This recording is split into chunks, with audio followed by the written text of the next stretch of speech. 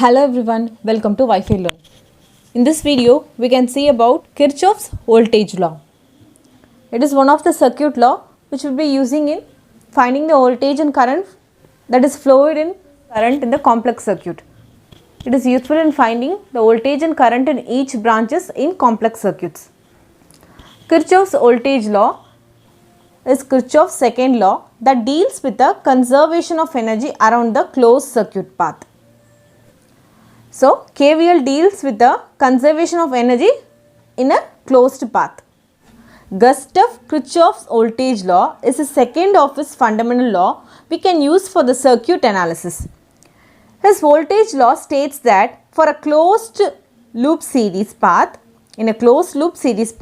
the algebraic sum of the voltage around the closed path or a closed loop in a circuit is equal to 0. This is because the circuit loop is closed.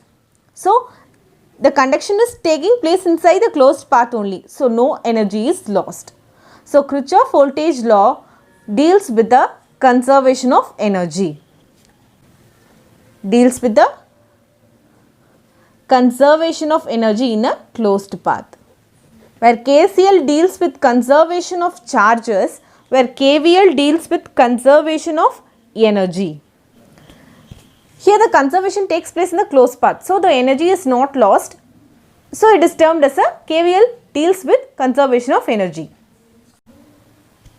In other words, the algebraic sum of all the potential differences around a closed loop. That is, while adding all the potential difference that occurs in resistance R1 and R2 in this circuit would be equal to 0. Okay. In other words, the algebraic sum of all the potential difference around this closed loop must be equal to 0. That is given by summing of all the potential difference including the supply would be equal to 0. Note here that the term algebraic sum means taken into account all the polarities as well as the sign of sources and voltage drop that occur in the circuit. The polarity of supply voltage as well as the potential drop occurs in the resistance also taken into an account to calculate the summation of voltage value that occur in the closed loop. Right? This idea by Kirchhoff is commonly known as a conservation of energy, as moving around a closed loop, a circuit will end in the same path only. Will end up back in the same path. Here, assume you are starting a path from positive terminal and the current will be flowing here and it flows through R1, R2 and it is again ending up in a negative terminal of the battery where it will end up back to the where we have started. So, therefore, back to the same initial potential with no loss of voltage drop around a closed loop must be equal to any voltage sources met along the way. Right? So, when applying a KVL to a specific circuit element, it is important that we have to pay a special attention to the algebraic sum, that is plus or minus.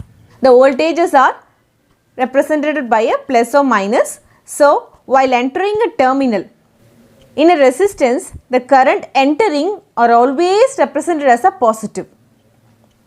Since it consumes current, so it takes the current and reduces the current value at the end of after passing the current through a resistance, at the end of it, it is represented as negative.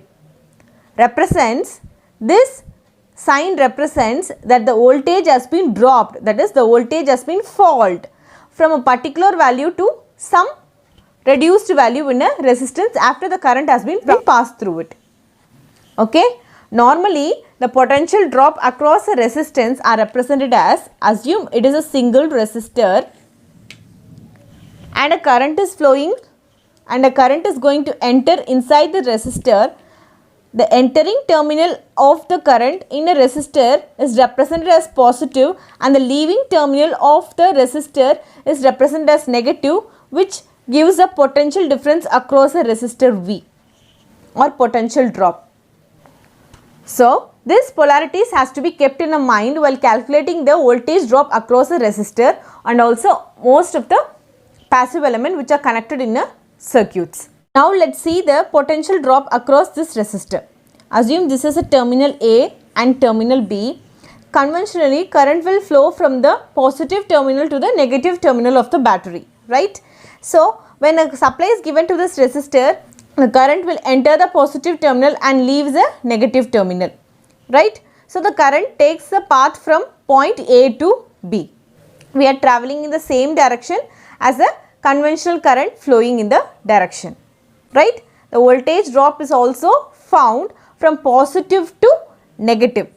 When the flow of current through a resistance from a point A to B, that is, it is flowing from positive to negative, and we are travelling in same direction as current flow, there will be a fall in potential across this resistor. We can also say that the potential drop is reduced from positive value to the negative value. It is fall from positive to negative.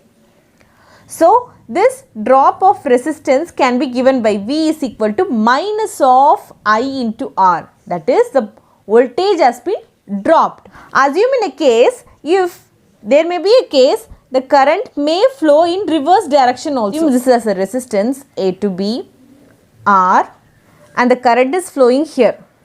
I, potential drop across the resistance already assumed as positive and negative. Your current, you are having some other supply in right hand side and the current is flowing this side. That is, the current is flowing from negative to positive. From negative to positive. That is, it is moving from B to A. At this case, the potential is gaining.